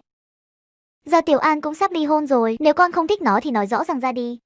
Đừng có làm lỡ giờ chuyện mẹ tìm bạn trai cho nó. Cả đời này mẹ chỉ muốn có một đứa con gái, ai dè lại sinh ra cái thằng nhóc thối tha như con. Nếu nó không làm con dâu mẹ được, thì mẹ sẽ nhận nó làm con gái, xem ai còn dám ăn hiếp nó không. Con muốn làm gì thì làm, dù sao mẹ cũng có quản được con đâu. Con nói đó nha. Đến lúc đó đừng có mà hối hận đấy. Bà cô 50 tuổi đi ly dị, bị bắt chờ 1 tháng hạ hỏa. Bực ghê, ly hôn giờ lằng nhằng thật. Làm tôi với anh Đống phải tháng nữa mới cưới được. Ghen tị với chị ghê, tuổi này rồi còn vớ được đống tiền. Đâu như em. Phải tranh thủ lúc trẻ mà gây dựng sự nghiệp, giả thanh cao vừa thôi. Sau lưng là mấy trò bẩn thỉu. Sai Hoắc Tư Hằng như trong chóng. An Vô Tình không chịu nổi nữa tát cho phát. Tưởng ai cũng như cô chắc. Dám đánh tôi à? Đánh rồi đấy, chọn ngay hả? Anh Vô Tình lên giọng, loại đàn bà quyến rũ chồng tôi 12 năm trời. Con dám nghe ngang trước mặt tôi, đang đánh không mấy người ở đây ly dị vì bất hòa đẩy ra đấy. Ai mà nuốt nổi chửi thẳng mặt Đồng Dai Dai. Đồng Dai Dai xanh mặt, lôi Hứa Quốc Đống chạy mất. Sao lại đi trong An Vô Tình thấy chưa? Ai cũng biết chuyện của chúng mình rồi. Cô không thấy nhục à? Tôi còn thấy nhục đây này. Nhục mà cái gì, nếu không phải tại anh bài vẽ thì tôi có ra nông nỗi này không? Tôi muốn cãi nhau với An Vô Tình chắc. Tại sao con mụ 50 tuổi đó lại được chia nhiều tiền thế? Thanh xuân của tôi thì sao? Con trai tôi thì sao? Hứa Quốc Đồng vốn đã bực mình, nghe cậu ta trách móc thì khóe miệng giật giật. Theo tôi 12 năm tôi bạc đãi cô à? Bao nhiêu yêu sách vô lý của cô, tôi chẳng chiều hết à? Giờ thì tôi ít tiền, cô lại giở trò đúng không? Tháng này coi như hai ta chết chung. Chết cùng nhau. Tôi không ngại xuống địa ngục với cô đâu. Đồng Dai Dai thấy vẻ mặt đó của Hứa Quốc Đống thì bỗng thấy sợ. Anh Đông, anh biết em vốn ăn nói thẳng thắn mà. Sao anh lại nổi nóng thế? Em sai rồi được chưa? Tối nay muốn em đóng vai gì nữa đây? Đừng có nghiêm trọng thế, em bé sợ đấy. Đến nghe vậy Hứa Quốc đầu nguôi giận đi nhiều.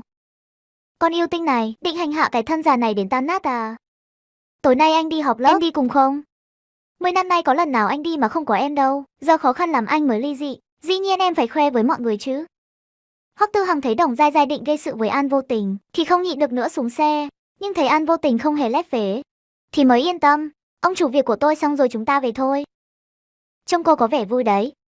Nếu không có anh và lão phu nhân giúp đỡ, chắc chắn mọi chuyện không thuận lợi thế này. Dù sao thì tôi cũng đạt được mục đích. Về sau sẽ không còn liên quan gì đến nhà họ Hứa. Bọn họ đừng hòng trói buộc tôi. Có dự định gì tiếp theo không định ăn mừng à? Lớp trưởng cấp 3 tổ chức họp lớp. Tối nay đến khách sạn Đế Hào. Tôi 10 mấy năm rồi không tham gia. Lần này muốn gặp mọi người. Lớp trưởng cấp 3, chẳng phải Hứa Quốc Đống cũng sẽ đến sao? Vậy à, cần tôi đưa cô đến đó không? Không cần đâu, tôi phải về nhà cũ thay đồ đã.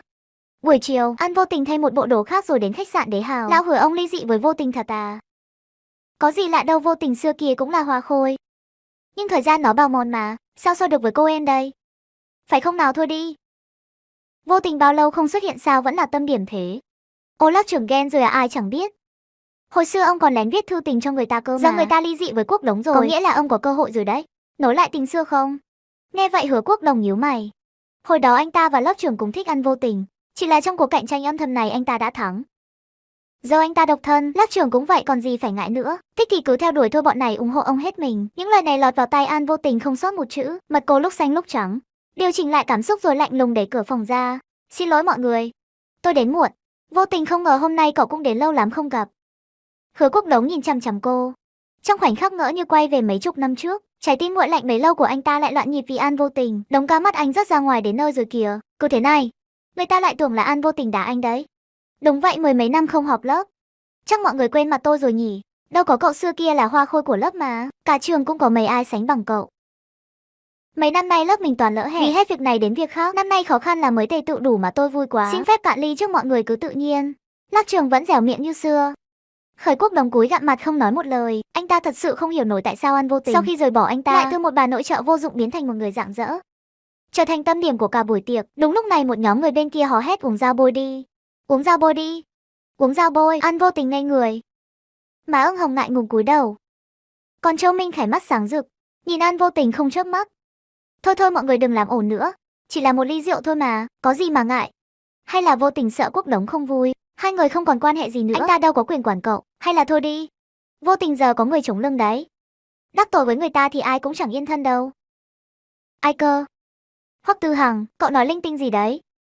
Sao Vô Tình lại có quan hệ với Hoắc Tư Hằng được? Người như anh ta đâu phải chúng ta với tới được.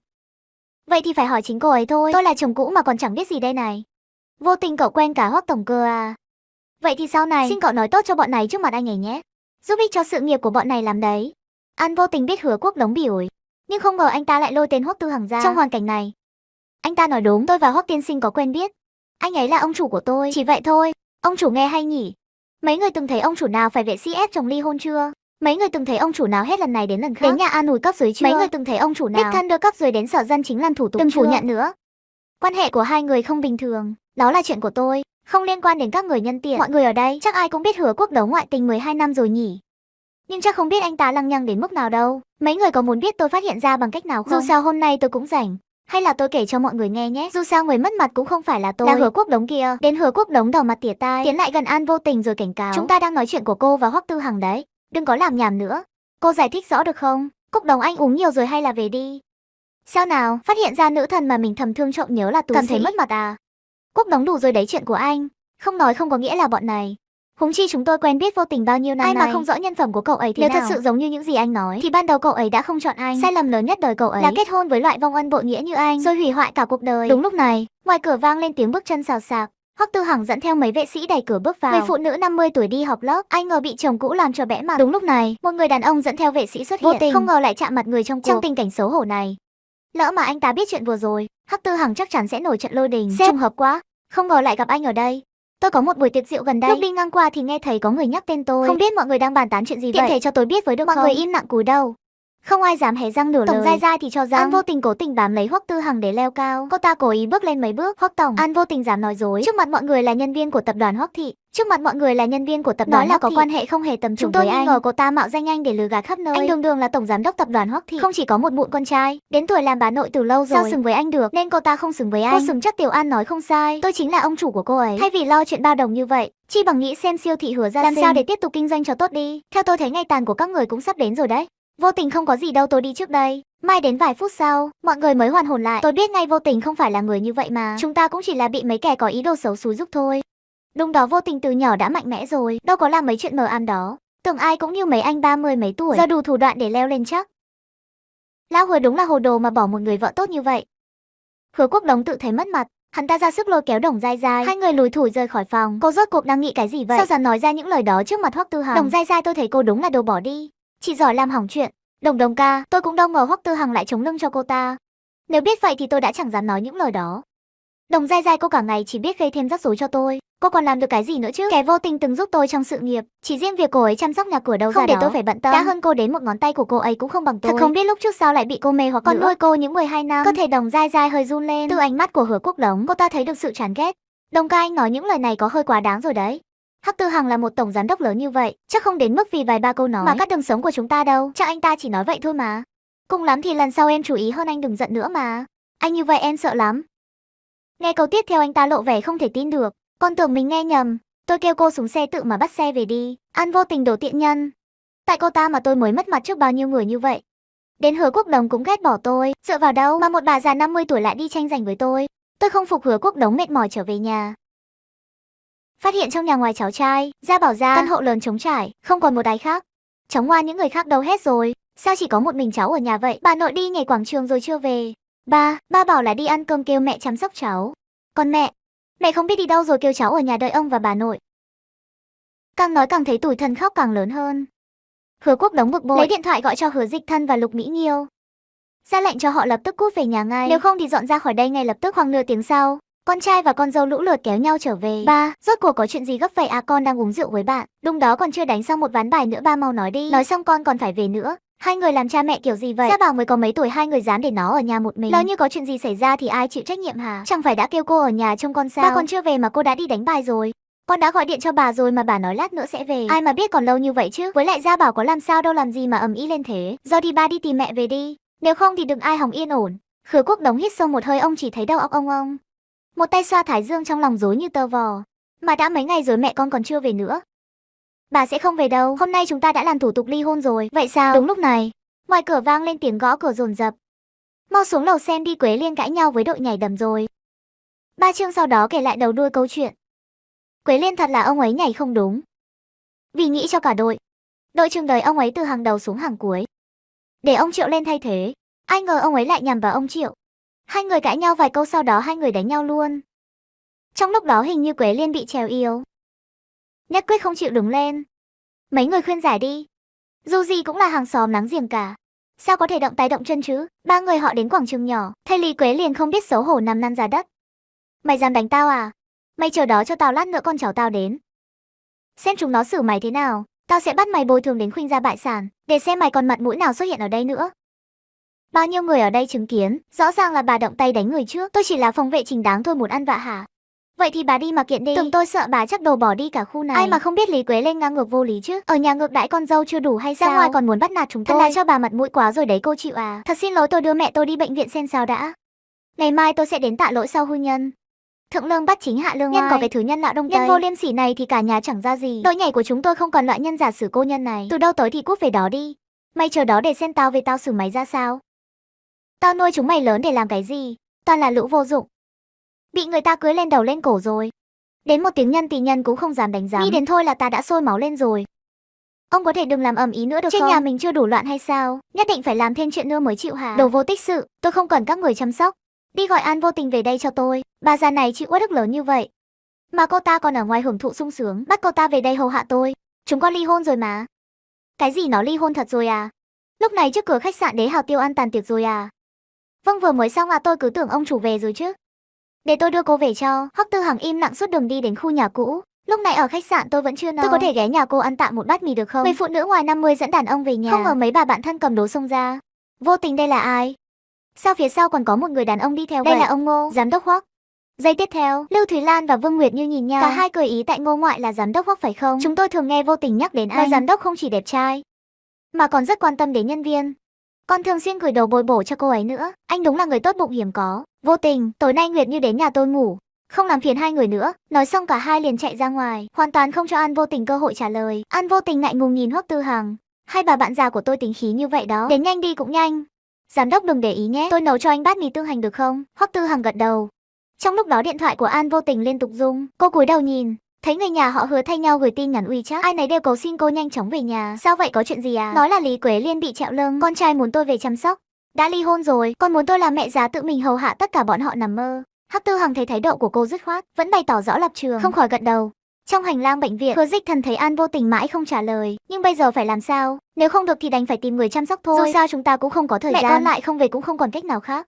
Hứa Quốc Đống hiểu rõ tính khí của Lý Quế Liên trong nhà. Ngoài An Vô Tình ra, căn bản không ai chịu nổi. Bà ấy bất đắc dĩ, anh gọi điện cho em gái Hứa Thúc Anh nói rõ tình hình. Anh nhà em trên dưới đều phải một tay em lo, căn bản không rảnh được. Hơn nữa anh giàu có như vậy, chúng em cũng có tiêu đồng nào của anh toàn bộ đều cho bồ nhí sắm đồ. Chẳng lẽ đến việc nhỏ này mà cô ta cũng làm không xong sao? Theo em thấy anh cứ để mợ nhỏ của em hầu hạ đi. Đây chính là lúc cô ta thể hiện lòng hiếu thảo đó. Anh hít sâu một hơi, lại gọi cho em trai Hứa Quốc Trung. Anh ngờ giọng điệu của cậu em cũng giống hệt cô em, đẩy hết mọi việc cho Đồng Giai Giai. Hoắc Tư Hằng ở lại căn nhà cũ thêm một lát. Cô có cần nhắc đến Hoắc Thị làm việc không?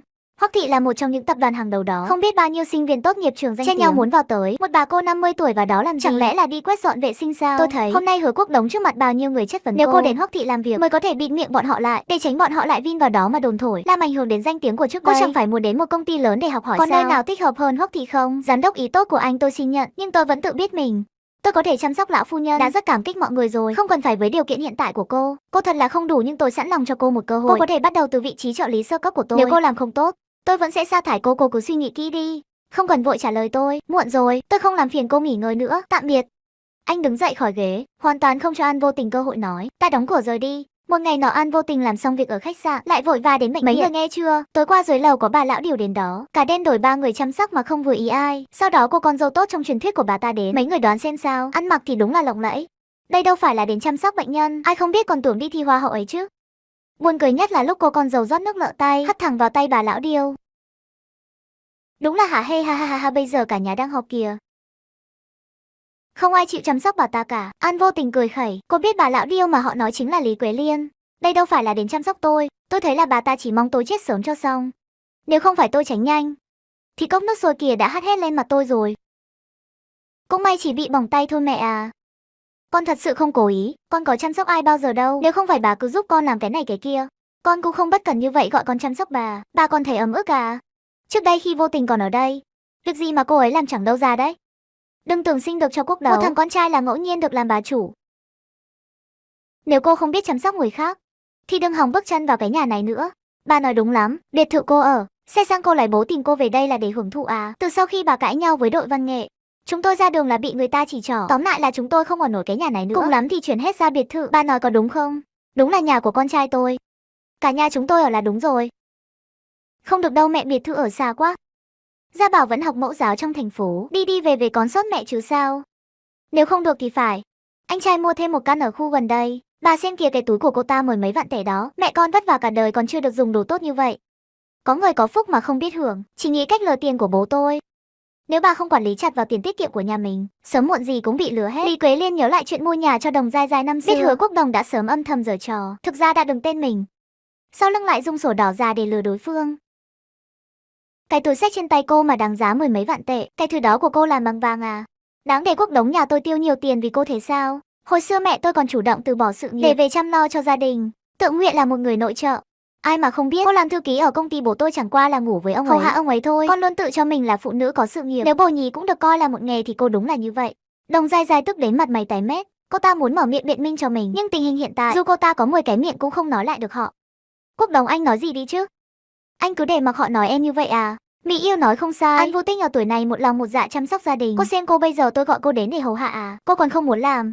Con viện cớ là người quen, tiền cô tiêu chẳng phải đều là tiền của tôi. Chẳng lẽ tôi không tự kiếm được sao còn cần cô làm gì? Dù sao cô ở công ty cũng chẳng giúp được gì. Chỉ bằng nghe theo tôi, chỉ cần cô chăm lo mọi việc trong nhà ổn thỏa, tôi sẽ không thiếu tiền sinh hoạt của cô. Cô vẫn được ăn sung mặc sướng như trước. Đồng Dai Dai không thể tin nổi nhìn anh ta. Chỉ cần nghĩ đến cuộc sống của An Vô Tình, cô ta chỉ muốn đâm đầu vào tường. Chết quách chó xong. Cúc Đồng, em với An Vô Tình sao có thể giống nhau được? Cô ta năm nay 50 tuổi rồi, em mới bao nhiêu tuổi? Chẳng lẽ anh muốn trói em cả đời ở trong cái nhà này sao? Nói xong Đồng Dai Dai quay người định bỏ đi. Không ngờ Lý Quế Liên nhanh tay lẹ chọc lấy chiếc cốc thủy tinh bên cạnh, ném thẳng vào mặt cô ta. Một người phụ nữ trẻ dìu bá cụ đi dạo, vừa hay gặp Đồng Dai Dai đang che mặt bằng một tay. Cô ta túm lấy tay An Vô Tình như phát điên và liên tục: "Xin lỗi chị à, trước đây là em có lỗi với chị. Em không nên vọng tưởng thay thế chị để ngồi vào vị trí bà chủ nhà họ. Bây giờ em hối hận rồi, hay là chị quay lại đi. Quay lại chăm sóc mẹ của Đông ca cho tốt. Em thật sự chịu hết nổi rồi." An Vô Tình lập tức hiểu ra chuyện gì đang xảy ra. "Cô Đồng, chẳng phải trước đây cô tìm mọi cách để thay thế tôi và nhà họ Hứa sao? Bây giờ tôi không tranh giành với cô nữa. Sao cô lại quay sang cầu xin tôi? Tiếp theo tôi sẽ nói cho cô biết, điều quan trọng nhất để làm một người con dâu tốt, nhà họ Hứa là phải hiếu thuận với mẹ chồng. Bà ấy nói gì cô phải nghe theo, tuyệt đối đừng chống đối. Chị à, mẹ chồng của chị nhập viện mà chị không quan tâm gì cả, vậy mà lại ở đây hầu hạ người khác, có phải là không chấp nhận được không? Dù thế nào đi nữa, cô làm dâu mấy chục năm làm dâu, mấy ngày nay cũng nên cố gắng chịu đựng đi thôi. Cô đi lên với tôi ngay, vậy thì những chuyện tôi phải đối mặt đều sẽ được giải quyết dễ dàng. Trợ lý trẻ tuổi không làm gì tốt hơn được sao? Lại cứ thích đi làm tiểu tam. Không biết bố mẹ cô đã dạy dỗ kiểu gì nữa, nếu chuyện này bị họ biết được, em rằng không còn mặt mũi nào nhìn người thân bạn bè. Bà là ai vậy? Tự nhiên nhảy ra một bà già thích lo chuyện bao đồng như bà. Tôi làm gì thì liên quan gì đến bà? Nếu bà còn dám nói thêm một lời nào nữa, có tin tôi sẽ nát miệng bà không? Đến đây bà thử xem, đúng là đồ vô học. Thảo nào Lý Quế Liên trừ mắt cô, ai mà thêm lấy cô làm con dâu đúng là xui xẻo tám đời. Nhìn cái gì mà nhìn, chẳng lẽ tôi nói sai sao? Ha, Khứa Quốc Đồng đúng là bị mỡ heo làm mở mắt, đến mức không phân biệt được tốt xấu. Tôi thấy ngày tàn của nhà họ Hứa đến nơi rồi. Bà già kia bà nói ai xui xẻo tám đời? Nếu bà thích An Vô Tình đến thế, thì bà cứ để cô ta làm con dâu của bà đi. Trùng hợp là tôi cũng nghĩ vậy. Cháu ngoan không cản đường còn không mau tránh ra. Đồng Dai Dai càng nghe càng tức giận, liền xông lên xé bà cụ. Giây tiếp theo, đám bảo vệ trốn trong bóng tối đồng loạt xông ra, không nói một lời, bao vây cô ta, khiến cô ta sợ đến mức không dám thở mạnh. Các người là ai, tránh ra. Nếu các người còn không tránh ra tôi sẽ báo cảnh sát đấy. Cùng lúc đó, Đồng Dai Dai nhìn thấy Hứa Quốc Đống ở đằng xa, ra sức vây tay.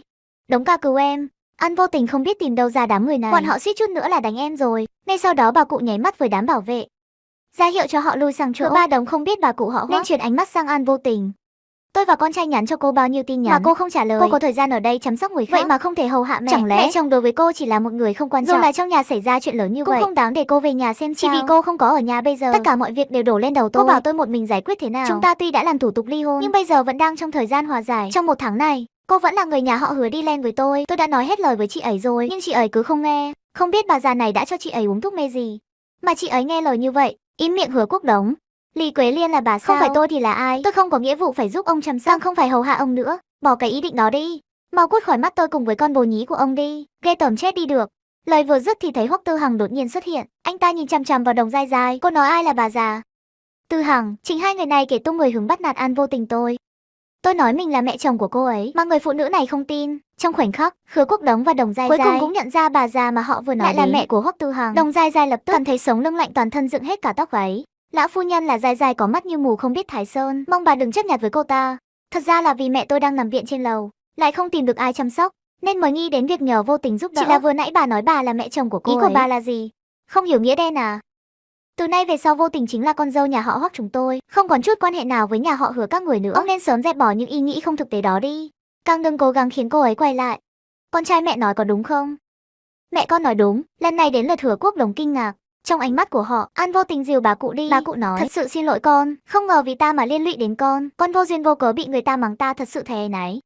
Con ngốc, con có thân thế khổ sở, từ nhỏ đã không có bố mẹ yêu thương, vốn tưởng rằng đã tìm được một người chồng có thể nương tựa, anh ngờ lại gặp phải người không ra gì. Ta thương con, những gì ta vừa nói đều là thật lòng, đừng thấy Tư Hằng ngoài mặt lạnh lùng, thật ra trong lòng lại có một ngọn lửa, chỉ cần gặp đúng người nó có thể yêu thương vô điều kiện. Ta già rồi, nếu không chắc chắn thì ta cũng không thể nói bừa được. Trong lòng ta hai đứa rất hợp nhau. Nghe thấy vậy, An Vô Tình theo phản xạ nhìn về phía Hoắc Tư Hằng đang đứng nghịch điện thoại ở đằng xa, hoảng hốt lắc đầu. Lão phu nhân, bà đừng trêu chọc tôi nữa. Tôi và Hoắc tiên sinh thân phận khác biệt, nếu anh ấy thật sự muốn tìm thì thiếu gì các cô gái trẻ đẹp, sao lại tìm đến một người phụ nữ ly hôn 50 tuổi như tôi làm gì? Anh ấy vừa nói như vậy, chẳng qua là để giữ thể diện cho bà thôi, không muốn tôi mất mặt. Chỉ đơn giản vậy thôi, xin lão phu nhân sau này đừng nói những lời như vậy, để tránh làm Hoắc tiên sinh không vui. Như vậy thì không đáng. Hoắc Tư Hằng chăm chú mở danh bạ, tìm thấy WeChat của lão Tư, soạn xong một tin nhắn gửi đi. Siêu thị thực phẩm tươi sống của Hứa Quốc Đồng muốn vào trung tâm thương mại cao cấp ở Kim Tâu, tạm thời hoãn lại. An Vô Tình lấy thức ăn và nước đã chuẩn bị sẵn cho mèo hoang dã. Mimi mau qua ăn, cảnh này lọt vào mắt bà cụ. Bà cười tít cả mắt, con thấy con bé Tiểu An này thế nào? So với những cô gái trước đây thì sao? Nó khác biệt. Bà cụ biết là có hy vọng nhưng theo tính cách của con trai vẫn phải thêm dầu vào lửa. Đúng là không giống. Ta đã gửi ảnh của nó cho mấy bà bạn đánh bài. Ai cũng ưng ý hết. Nhất định đòi ta tổ chức một buổi gặp mặt để xem tận mắt. Ta định mấy hôm nữa dẫn Tiểu An đi mua ít quần áo và trang sức ra hồn. Rồi xem mắt từng đứa con trai của mấy bà ấy. Nếu có đứa nào vừa mắt thì hai bên cứ tìm hiểu nhau. Biết đâu lại thành. Hoắc Tư Hằng khẽ nhíu mày, mẹ vừa nãy không phải nói thế. Không phải mẹ đã nhận định An Vô Tình là con dâu rồi sao? Nhanh vậy đã đổi ý? Con muốn giới thiệu cho người khác. Cô ấy buổi sáng phải làm thêm, buổi chiều phải đến chăm sóc mẹ, ngày nào cũng bận như vậy, lấy đâu ra thời gian rảnh đi xem mắt. Huống hồ cô ấy đã từng trải qua một cuộc hôn nhân thất bại, tuyệt đối không thể đi vào vết xe đổ như vậy, chẳng khác nào gây thêm tổn thương cho cô ấy. Ai đó không nỡ rồi à? Sợ Tiểu An bị người đàn ông tốt nào đó cướp mất, ta khuyên ai đó nên ra tay sớm đi. Tìm được người con dâu tốt như nó khó lắm đấy. Hoắc Tư Hằng lúc này mới nhận ra mẹ vừa rồi đang gài bẫy mình. Cô đến tập đoàn họ Hoắc để báo danh, nhưng vì tuổi tác mà bị quản lý làm cho một trận bẽ mặt, chỉ dựa vào việc cô làm nội trợ 20 mấy năm. Và cũng muốn đến làm việc ở Hoắc thị sao? Việc này là do đích thân tổng giám đốc Hoắc quyết định, hay là cô cứ hỏi anh ấy trước đi? Vị đại tỷ này, cô có biết bình thường tổng giám đốc Hoắc của chúng tôi bận rộn đến mức có phải ai muốn gặp là gặp được đâu. Đã quen biết nhau như vậy, chi bằng cô gọi điện cho anh ta đi. Nếu đích thân anh ta đồng ý, tôi lập tức xin lỗi cô. Nhưng nếu cô mượn danh nghĩa của tổng giám đốc Hoắc đến đây lừa gạt, đừng trách tôi gọi bảo vệ lôi cô ra ngoài. An Vô Tình lấy điện thoại ra định gọi, nhưng phát hiện ra mình hoàn toàn không có phương thức liên lạc của Hoắc Tư Hằng. Sao lại không liên lạc được? Tôi không lưu số điện thoại của tổng giám đốc Hoắc đại tỷ. Năm nay cô đã 50 tuổi rồi, không ở nhà trông cháu cho tốt. Chạy đến đây lãng phí thời gian của chúng tôi. Cô có ý gì hả? Cô tưởng ăn mặc sang trọng là có thể vào văn phòng sao? Tôi thấy tuổi của cô, đến đây quét dọn vệ sinh chúng tôi còn phải xem xét đấy. Bảo vệ lôi cô ta ra ngoài cho tôi. Lời vừa dứt mấy nhân viên bảo vệ liền đi về phía cô ấy. Trong giọng nói tràn đầy vẻ ghét bỏ. Thưa cô đã làm ảnh hưởng đến hoạt động bình thường của công ty. Xin cô nhanh chóng rời khỏi đây. Tôi nghĩ chắc chắn là các anh hiểu lầm rồi. Tôi thật sự là đã hẹn với tổng giám đốc Hoắc rồi. Tôi cũng không phải là kẻ lừa đảo như các anh. Không thể cứ thế mà lôi tôi đi được. Đại tỷ đại má, tôi thấy nhiều người mặt dày rồi, nhưng chưa thấy ai mặt dày như cô. Cô cứ khăng khăng nói là quen biết tổng giám đốc Hoắc. Sao đến cả số điện thoại của anh ta cũng không có? Cô có biết tổng giám đốc Hoắc là ai không? Mà để lại nội trợ như cô mơ tưởng đến sao? Loại phụ nữ như cô tôi thấy nhiều rồi, nhưng người lớn tuổi như cô thì tôi mới thấy lần đầu. Mọi người nhìn cô ta xem. An Vô Tình năm nay 50 tuổi rồi đấy.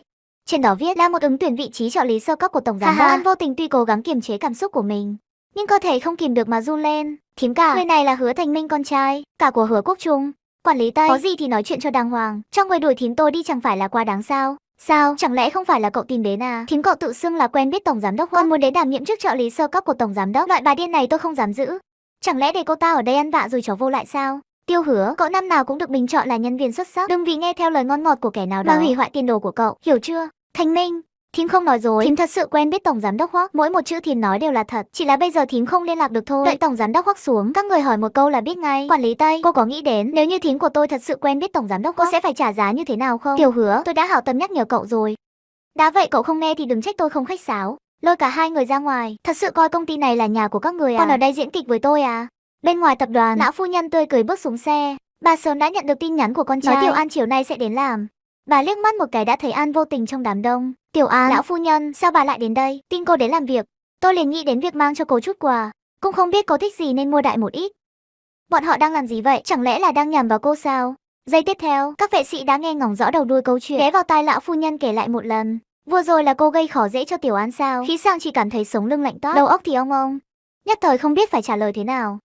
Lúc nãy cô không phải rất giỏi sao? Đi gọi Hoắc Tư Hằng xuống đây cho tôi. Lão phu nhân, bà hiểu lầm rồi. Trong quá trình tôi nói chuyện với chị An, tôi đã hỏi đi hỏi lại cô ấy có phương thức liên lạc của tổng giám đốc Hoắc không, nhưng cô ấy hoàn toàn không có mà. Nếu tôi biết tình hình, đâu dám làm như vậy ạ. Dì cả của tôi đã giải thích với cô rất nhiều lần nhưng rồi, cô toàn không chịu nghe. Vấn đề công việc của cô, Hoắc Tư Hằng đương nhiên sẽ xử lý. Điều tôi muốn cô làm tiếp theo là trực tiếp xin lỗi Tiểu An. Rất nhanh Hoắc Tư Hằng đi tới. Mẹ, sao mẹ lại đến đây? Họ đều là những nhân viên tốt của con. Nếu không phải mẹ kịp thời đến thì Tiểu An không biết sẽ bị họ bắt nạt đến mức nào nữa. Sao? Bây giờ công ty con lớn mạnh rồi, có phải mẹ đến công ty cũng phải hẹn trước với con mới được không? Hay là con tìm bảo vệ đuổi mẹ ra ngoài? Mẹ, sao mẹ lại nói vậy? Trưởng bộ phận họ Thê, phiền cô giải thích hợp lý về lời nói và hành động của mình. Nếu cô không giải thích rõ ràng thì cả đám các người cút hết cho tôi. Tiểu An đã nhiều lần nói rõ là quen biết tôi, vậy mà cô lại gây khó dễ đủ đường. Đây là thái độ làm việc của cô sao? Vì cô cứ khăng khăng đòi tôi ra mặt mới chịu. Vậy thì tôi thông báo cho cô, kể từ bây giờ An Vô Tình chính thức vào làm ở Hoắc thị, đảm nhiệm chức vụ trợ lý sơ cấp của tôi. Còn gì thắc mắc không? Ngay lập tức hiện trường im lặng như tờ, tất cả mọi người đều nín thở đến thở mạnh cũng không dám. Họ chưa từng thấy Hoắc Tư Hằng tức giận đến như vậy. Không phải mẹ nói con xem những người này làm cái trò gì vậy? Tiểu An mới vào làm mà vô duyên vô cớ chịu những lời đàn tiếu này. Con định xử lý thế nào? Không thể bỏ qua như vậy được. Lão phu nhân, hay là bỏ qua đi ạ. Họ cũng chỉ là làm theo công việc thôi ạ. Hơn nữa cô ấy nói không sai, đúng là 50 tuổi rồi. Đây là sự thật mà không ai có thể thay đổi được. 50 tuổi thì sao? Tư Hằng còn hơn 50 tuổi rồi đấy. Đến một đời vợ cũng chưa có. Lẽ nào lớn tuổi là bị người ta bàn tán sao? Tiêu An còn có điều kiện tốt về mọi mặt. Chỉ là con quá thiếu tự tin thôi, sau này ở bên Tư Hằng. Bảo nó dạy dỗ con cho tốt, đảm bảo không bao lâu con sẽ trở thành một người ưu tú trong giới văn phòng. Học hành gì đó đều là thứ yếu. Chủ yếu là con phải để mắt đến thằng con trai của ta cho tốt. Đừng để nó cả ngày không nên thân, biết chưa? Khi An vô tình liếc trộm Hoắc Tư Hằng, phát hiện khóe miệng đối phương cong lên một nụ cười. Người phụ nữ 50 tuổi đến ứng tuyển vị trí trợ lý tổng giám đốc nhưng lại bị trưởng phòng làm cho bẽ mặt. Đúng lúc đó bà cả xuất hiện giải vây cho cô. Tiểu An, dạo này có thời gian thì đến nhà chơi để làm quen nhé. Tôi phải đi ngay đây, nếu không thằng nhóc kia sẽ nổi giận cho xem. Và thế là dưới sự hộ tống của đám bảo vệ, bà cả miễn cưỡng bước vào thang máy. Hoắc Tư Hằng gọi điện cho giám đốc nhân sự. Trước tiên hãy đưa Tiểu An đi làm thủ tục nhận việc, sau đó giới thiệu sơ lược về công ty và nội dung công việc. Nếu mà việc này cũng làm không xong, thì lần này coi như cậu không hoàn thành nhiệm vụ đấy. Ngay sau đó giám đốc nhân sự đến, đưa tài liệu giới thiệu tập đoàn và sổ tay nhân viên cho An vô tình. Trong này liệt kê chi tiết các ngành nghề và dự án của Thì trợ lý An có thể ghi nhớ toàn bộ nội dung trên đó. Sổ tay nhân viên viết chi tiết các quy định của công ty, khen thưởng kỷ luật rõ ràng, chỉ cần làm tốt chắc chắn sẽ được Hoắc tổng khen thưởng. Nếu có đóng góp lớn thì tiền thưởng cuối năm sẽ rất hậu hĩnh. Đa số nhân viên văn phòng tổng giám đốc đều ở tầng 65. Tầng 66 thường là khu vực làm việc của người thân cận. Hoắc tổng Tiểu An cứ ở lại tầng 66. Công việc cụ thể sẽ do tôi sắp xếp. Những nội dung khác đã được dặn dò rõ ràng rồi chứ. Vâng thưa tổng giám đốc. Giám đốc Lưu cầm lấy biểu mẫu và hợp đồng trên bàn rồi nhanh chóng rời khỏi hiện trường. Tiểu An, sau này cô cứ ngồi ở đây, có gì không hiểu thì cứ hỏi Trương Dương. Nếu tôi nhớ không nhầm, hai người trước đây đã gặp nhau rồi đúng không? Sau khi mọi việc ổn thỏa, chúng ta sẽ là đồng nghiệp về vấn đề công việc. Có thể tìm tôi bất cứ tôi sẽ chỉ giải tận công việc hiện tại của cô chủ yếu là quản lý văn thư, sắp xếp lịch trình công tác, quản lý lịch trình cho Hoắc tổng. Trong đó, cô cần làm quen với một số phần mềm văn phòng và ứng dụng, đặt vé và cả việc sắp xếp thời gian nữa. Đây là bảng quy trình mà chúng tôi đã lập trước đó. Cô chỉ cần điền từng bước theo hướng dẫn trên đó. Nếu có vấn đề cụ thể nào thì có thể kiểm tra lại với tôi. Cô hiểu chưa? An vô tình gật đầu, có vẻ hiểu nhưng cũng có vẻ không. Cả buổi chiều An vô tình ngồi tại chỗ làm, tập trung cao độ vào máy tính, học cách sử dụng các phần mềm khác nhau và sắp xếp các tài liệu liên quan. Tiểu An đưa điện thoại cho tôi. An vô tình không hiểu gì, vừa mở điện thoại lên thì thấy tin nhắn của Châu Minh Khải. Tôi đã đến dưới lầu công ty rồi, hay là tối nay chúng ta cùng đi xem phim nhé? An vô tình ngượng ngùng tắt tin nhắn, đưa điện thoại cho Hoắc Tư Hằng. Chỉ thấy anh ta nhập một dãy số và gọi đi. Đây là số điện thoại của tôi. Lát nữa tôi sẽ thêm cô vào một vài nhóm. Lúc đó nhớ chú ý xem tin nhắn. Tối nay cô có việc gì không? Nếu có việc gì thì cô có thể về trước cũng được. Ông chủ, tôi không có việc gì cả, tôi có thể tiếp tục ở lại công ty. Tôi hơi đói bụng, hay là cô nấu cho tôi một bát mì tương đi. Tiện thể cho thêm 2 quả trứng ốp la nữa. Trong khoảnh khắc những người khác nhìn với ánh mắt tò mò. Ở đây sao? Trợ lý An, tầng 66 của chúng ta có đầy đủ thiết bị. Dù cô muốn làm gì ở đây đều có tất cả. Hoắc tổng, tôi xin phép dẫn trợ lý An làm quen với nhà bếp trước. Để tôi chuẩn bị ngay đây. Vài phút sau, An vô tình cẩn thận đặt thức ăn trước mặt Hoắc Tư Hằng. Đặt cho tôi 2 vé xem phim chọn suất chiếu gần nhất. Vâng thưa ông chủ, tôi đi ngay đây. Hoắc Tư Hằng nhiều mắt ánh mắt nhìn theo bóng lưng cô. Cứ nghĩ đến tin nhắn của Châu Minh Khải là trong lòng anh lại thấy khó chịu. May mắn là Tiểu An không vì hẹn hò mà bỏ bê công việc. An vô tình làm xong mọi việc này, lúc này mới nhớ ra trả lời tin nhắn cho Châu Minh Khải. Thật xin lỗi, tôi vừa mới vào làm nhiều việc vẫn chưa đâu vào đâu. Trong một thời gian dài sắp tới tôi sẽ phải tăng ca. Cảm ơn ý tốt của anh cứ hẹn người khác đi. Hơn 10 phút trôi qua, Hoắc Tư Hằng bất ngờ bước ra khỏi văn phòng. Tiểu An, cô ra ngoài với tôi một lát. Đợi hai người từ tập đoàn đi ra, Hoắc Tư Hằng liếc mắt một cái liền thấy Châu Minh Khải. Tiểu An, cô có muốn qua chào hỏi không? Không cần đâu, tôi đã nói rõ ràng trên mạng rồi. Dù sao công việc vẫn là quan trọng. Và thế là hai người bước vào trung tâm thương mại. Ông chủ, chúng ta đến đây là để giải quyết công việc gì sao? Tôi cần chuẩn bị gì trước không? Khi nào tôi nói đây là đi làm? Không phải bảo cô đặt vé xem phim rồi sao? Đương nhiên là xem phim rồi. Sếp bảo tôi chỉ đặt có 2 vé, còn là phòng chiếu đồ nữa. Hay là tôi về công ty trước nhé để không làm phiền sếp hẹn hò. Hẹn hò à? Tiểu An, cô có vẻ sợ tôi nhỉ? Tôi xem qua phim cô chọn rồi, rất hay, hy vọng cô cũng thích. An vô tình giật thót tim. Cô ấy cuối cùng cũng nhận ra Hoắc Tư Hằng muốn cùng cô xem phim. Có muốn uống gì không? Tôi thấy mấy người trẻ tuổi thích uống trà sữa lắm. Có muốn uống một ly không? Thứ đó đắt lắm. Trước đây con dâu tôi thích uống cà phê trà sữa các kiểu. Một ly đã mấy 10 tệ rồi. Tôi cũng không thấy ngon đến thế. Sếp không phiền nếu tôi đi mua 2 chai nước khoáng chứ? Không lâu sau An vô tình đưa cho anh một chai. Giá cả ở đây đắt thật vô lý. Rõ ràng là chặt chém. Ở nhà có tivi xịn không xem, nhất định phải đến rạp chiếu phim. Không phải lãng phí sao? Cảm ơn sếp đã mời tôi xem phim. Tôi không nhớ đã bao lâu rồi mình chưa đến những nơi như thế này. Vậy bình thường cô có sở thích gì không? Ví dụ như mấy môn thể thao chẳng hạn. Trước khi ly hôn thì thời gian không phải của mình. Hết bọn người già lại đến bọn trẻ con. Hết bọn trẻ con lại phải lo cho người lớn. Không chỉ giặt quần áo nấu cơm mà còn phải dọn dẹp nhà cửa. Thì còn thời gian đâu mà có sở thích. Việc hứa quốc đấu ngoại tình khiến tôi hiểu ra một điều. Thay vì đặt cược vào người khác, thì hãy tìm mọi cách để trau dồi bản thân. Hôn nhân thất bại không đáng sợ, chỉ cần rút ra bài học. Mở to mắt rồi sẽ gặp được người phù hợp thôi. Sắp đến giờ rồi, chúng ta vào thôi. Trong phòng chiếu phim tối om, có không ít cặp đôi đã ngồi xuống. Họ nép vào nhau trò chuyện vui vẻ. Thậm chí có người còn thản nhiên hôn nhau. Khiến An vô tình vội vàng rời mất đi. Đúng lúc cô đang nghĩ ngợi lung tung, điện thoại của cô liên tục rung lên.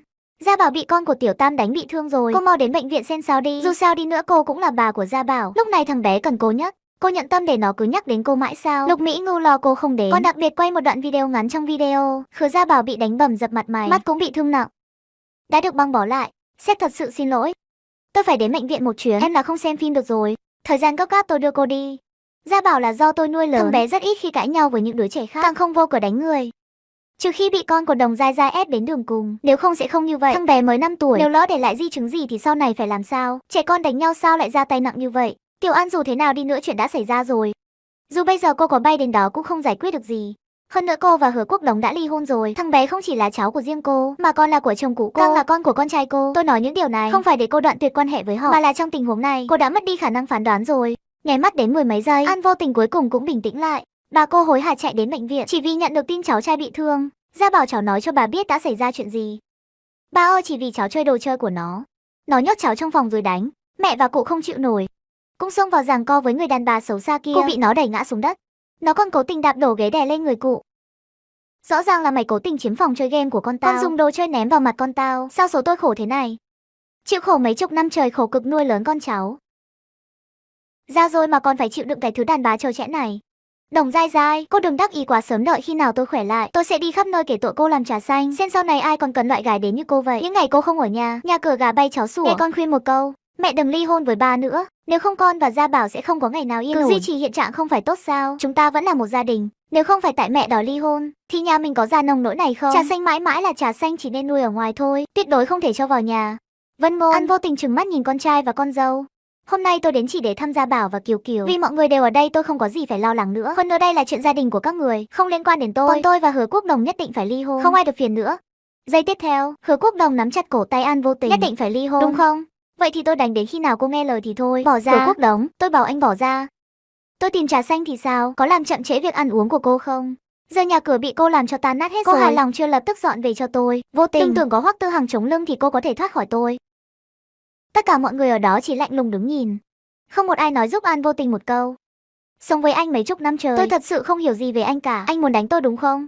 Cho dù hôm nay anh có đánh chết tôi cũng sẽ không quay lại với anh. Mẹ nghe con khuyên một câu, vẫn là nên an phận quay về với gia đình đi. Mẹ không ở nhà ba con tiếu tụy cả người, trong nhà già trẻ lớn bé, mẹ nói không của là không ra dáng người mẹ gì nữa. Lỡ ba mà đánh mẹ thật thì chúng con cũng không quản được. Kiều Kiều, nhà họ Đồng trên người nó toàn là vết ba con đánh đó. Mẹ ngoan ngoãn nghe lời đi, chúng ta vẫn là một gia đình vui vẻ như vậy tốt biết bao. Đâu bỏ đi, tôi sẽ không tha thứ cho các người đâu. Nghe thấy những lời này, Đồng Giai Giai liên tục trợn mắt. Mặc dù cô ta bị Hứa Quốc Đồng đánh không nhẹ, nhưng khi kiểm tra vết thương, phát hiện cô ta đã mang thai 2 tháng. Đây là một tin vui lớn đối với cô ta. Đồng ca hết thời gian hòa giải này, chị dâu dù sao cũng là một tiểu phú bà, ai còn muốn làm ô xin hầu hạ người khác trong cái nhà này nữa. Tôi thì khác, tôi không chỉ phải chăm sóc người lớn, bây giờ lại có thêm một đứa nhỏ nữa. Sau này chắc là không thể bưng nước rửa chân cho mẹ được rồi. Đến khi có bầu lớn chắc phải nhờ mọi người hầu hạ tôi đấy. Chắc chắn chưa? Có khi nào là chẩn đoán nhầm không? Hứa Quốc Đống lại nhìn về phía An Vô Tình. Bây giờ tình hình trong nhà cô cũng thấy rồi đấy. Cô bỏ bê vào lúc này, bảo tôi phải làm sao? Hôm nay dù có nói thế nào tôi cũng không để cô đi đâu. Cùng lắm thì tôi nhốt cô ở nhà không cho đi đâu hết. Cứ ngoan ngoãn ở yên đó cho tôi thà nuôi cô cả đời. Mấy chục năm trước tôi còn nuôi được, lẽ nào không nuôi nổi mấy ngày sau này? Sao? Muốn tôi quay lại làm trâu ngựa cho nhà họ Hứa sao? Đừng có mơ, đời này không thể đâu. Đúng lúc này Hoắc Tư Hằng mặt lạnh tanh dẫn theo một đám vệ sĩ hùng hổ bước vào. Hứa Quốc Đống, anh đúng là đồ khốn. Anh giỏi thì nhắm vào tôi này, ăn hiếp phụ nữ thì giỏi gì? Tiểu An em thế nào rồi, anh ta không làm em bị thương chứ? Vệ sĩ khống chế Hứa Quốc Đống. Đây là chuyện gia đình của chúng tôi. Dựa vào đâu mà anh hết lần này đến lần khác xen vào? Rốt cuộc giữa anh và An Vô Tình có mối quan hệ mờ ám gì? Anh dám thừa nhận không? Hoắc Tư Hằng, anh có nghĩ đến việc một người có thân phận như anh sẽ bị ảnh hưởng thế nào nếu bị phanh phui không? Hứa Quốc Đống, bây giờ tôi cần giới thiệu lại thân phận của Tiểu Án cho anh. Ngày hôm nay, cô ấy đã chính thức vào làm việc tại vị trí trợ lý của tôi. Nếu không tin, tôi không ngại bảo giám đốc nhân sự gửi cho anh xem một bản hợp đồng đâu. Hoặc anh cứ tìm đại một nhân viên nào đó hỏi là biết thật giả ngay. Anh tưởng rằng thành tựu ngày hôm nay của anh là do một mình anh gây dựng nên không có người vợ hiền này. Có lẽ anh vẫn còn đang lăn lộn ở tầng lớp thấp nhất đấy. Bây giờ chỉ là có chút thành tựu nhỏ khiến anh quên hết cả. Rồi quên luôn cả con đường từng bước đi lên của mình rồi. Hứa Quốc Đống, thời gian sẽ chứng minh tất cả. Chứng minh anh là kẻ ngu ngốc nhất. Hứa Quốc Đống và Đồng Giai Giai lộ vẻ không thể tin được. Họ quá rõ vị trí trợ lý của Hoắc Tư Hằng là mục tiêu mà bao người mơ nhưng không thể chạm tới. Ôi, chuyện này tuyệt đối không thể nào dựa vào đâu chứ. Dựa vào mối quan hệ lăng nhăng của hai người. Lời hắn dạy cho tôi, lần trước anh nói anh ra tay đánh Tiểu An, cảnh sát chỉ hòa giải hoàn toàn không làm gì được anh, đúng không? Vậy câu nói này cũng thích hợp với việc Tiểu An ra tay đánh anh. Đánh đến khi nào hả giận thì thôi. Đã qua hơn 10 giây, Hoắc Tư Hằng thấy anh ta không nhúc nhích. Nếu anh không đánh vậy tôi không khách sáo đâu. Quay mặt đi, đừng nhìn. Đừng đánh mà Hoắc tiên sinh, tôi sai rồi. Sau này tôi sẽ không bao giờ nói về hai người như vậy nữa. Nhớ kỹ, tính tôi vốn không tốt. Đừng động vào người của tôi, nếu không kết cục sẽ rất thảm đấy. Nghĩ đến nhà họ Hứa đi, rồi nghĩ đến siêu thị thực phẩm tươi sống của anh. Tôi hy vọng anh khôn ngoan hơn chút. Nói xong Hoắc Tư Hằng tức giận đùng đùng bỏ đi. Tôi không nằm mơ chứ. Mẹ, chúng ta không chỉ ôm được đùi vàng mà còn là cái đùi to nhất cả tinh đô này. Trời ơi, lỡ Hoắc Tư Hằng thật sự trở thành dượng của chúng ta. Vậy sau này, chẳng phải chúng ta sẽ phất lên như diều gặp gió. Cuộc sống chắc chắn sẽ tốt hơn bây giờ rất nhiều. Ông xã, thấy anh cũng đừng khuyên mẹ quay lại với bố nữa. Em thấy Hoắc Tư Hằng người cũng tốt đấy, ít nhất là không động tay đánh người. Ăn vô tình tốt đẹp như vậy, sao cô còn bám lấy nhà chúng tôi làm gì? Chỉ có nhất chân nhà chúng tôi chiều cô thôi. Cô muốn làm gì thì làm. Nếu không thì, ba ơi cháu chỉ nói vậy thôi mà. Cháu là con dâu nhà họ Hứa, là cháu dâu của bà, đương nhiên là thân với bà nhất rồi. Tôi và Vô Tình đã chấm dứt hoàn toàn rồi, sau này sẽ không bao giờ bước chân vào nhà chúng ta nữa. Vậy nên từ bây giờ mọi người là một gia đình theo đúng nghĩa. Tôi không muốn chuyện như hôm nay xảy ra nữa. Nếu tôi thật sự xảy ra chuyện gì thì tất cả chúng ta đều đừng hòng yên ổn, hiểu chưa?